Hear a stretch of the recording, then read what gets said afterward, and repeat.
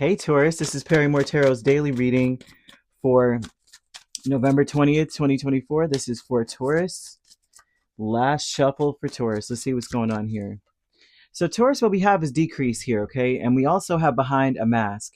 And so this would tell me that you have a lot going, well, okay.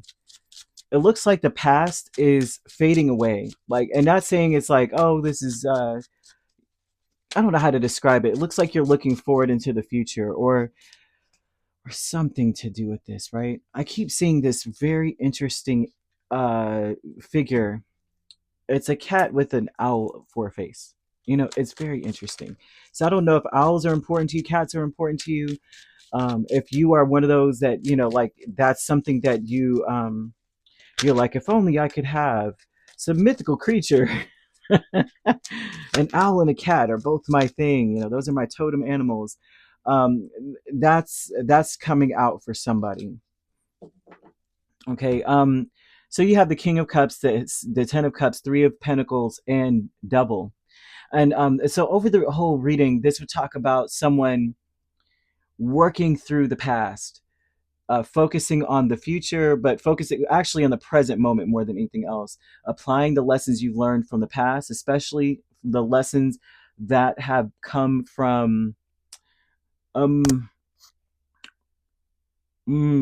something to do with, for some of you, it could be depression or some kind of substance issue, or some level of addiction to some degree, like learning lessons from this energy. Some of you, this may be drinking or something here, and not saying that that's like, you know, anyone's thing, but there's something about depression in this that someone has learned a lot, and they're applying the lessons they've learned through depression to the present moment right now, working through it.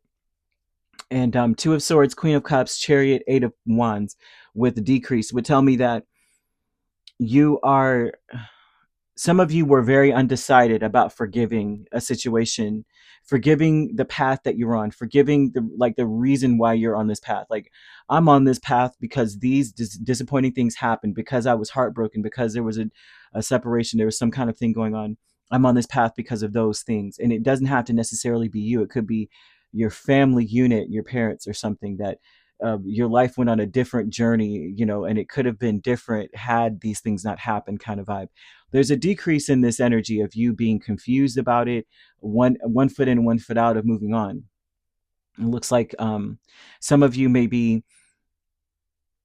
you're no longer confused about whether or not you should forgive something.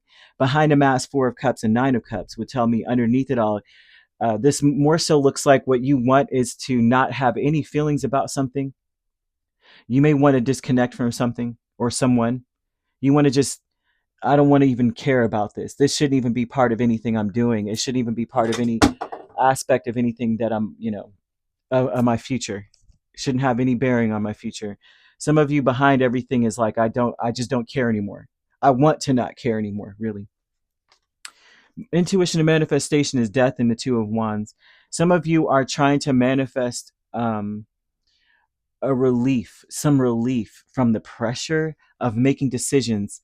And a lot of, see, the thing is, it's like, it looks like someone's making decisions based off of depression, or the disappointment you faced when you were younger, or just disappointment that you faced in general.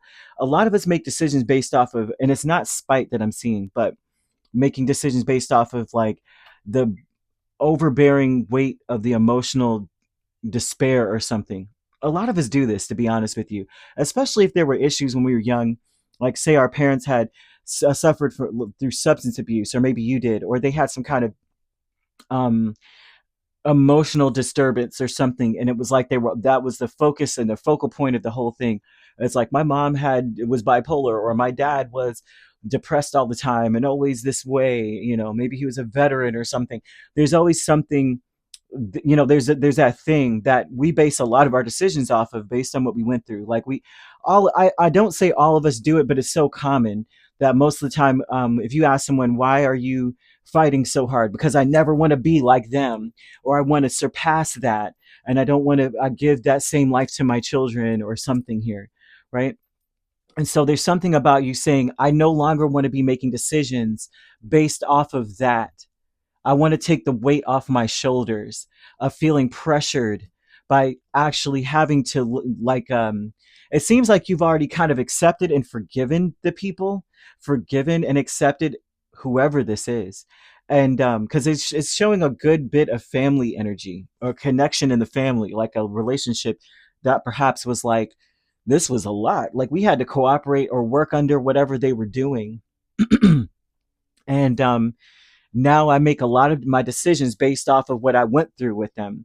And so some of you are saying, I no longer want to be making those type of decisions based off of, well, this is what my parents did. And I know I don't want to do that.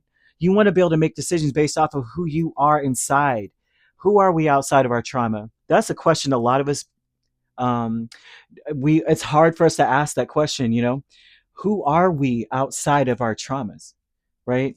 You ask who you are, you know, who is this person, or what is the basis of your personality? A lot of our personalities are shaped after the traumas we went through, or shaped after the traumas we experienced our families going through, or, you know, things, whatever it is, right?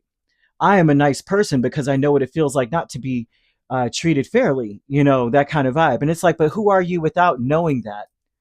Who would you naturally be, you know? And so there's something about that going on here.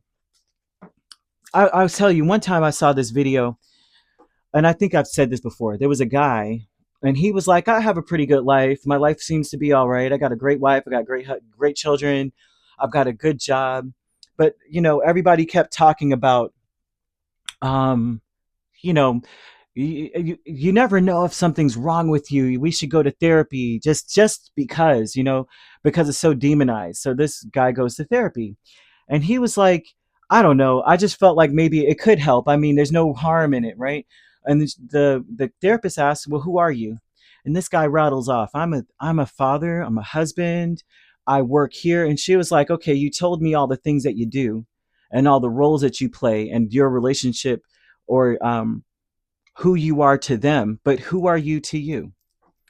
Couldn't come up with an answer. And that's something that Spirit's bringing up for you, okay? With dark thoughts here, you have the Nine of Pentacles and the Seven of Cups. Who are you is the question, straight up. Who are you, right?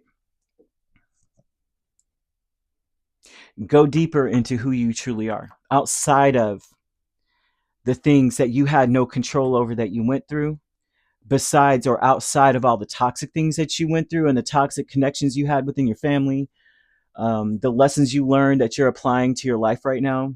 Who are you?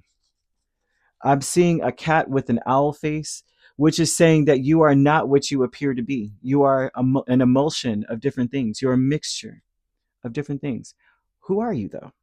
That's something to ponder. You know, I thank Spirit for that, because I feel like I needed that too. I need to see if Taurus is in my chart somewhere, because I'm sure it is. I'm sure it is. I haven't. It's funny because I know my chart, but then I find out new things all the time. Every time I look at it, I'm like, oh, there's something there. Okay, Taurus is over here. I didn't even pay attention to it because I'm always focusing on my big three or something else. Like something will cause me to look at it, and then I'm like, oh, I know this one very well. I don't know my chart by heart at all. So you could be dealing with a Capricorn, a Cancer, a Scorpio, main signs. We also have Pisces. So, you could be, well, there's no cusps in this. All right. So if you'd like to book a personal reading with me, my links are on my page. Peace, love, and light. Take care.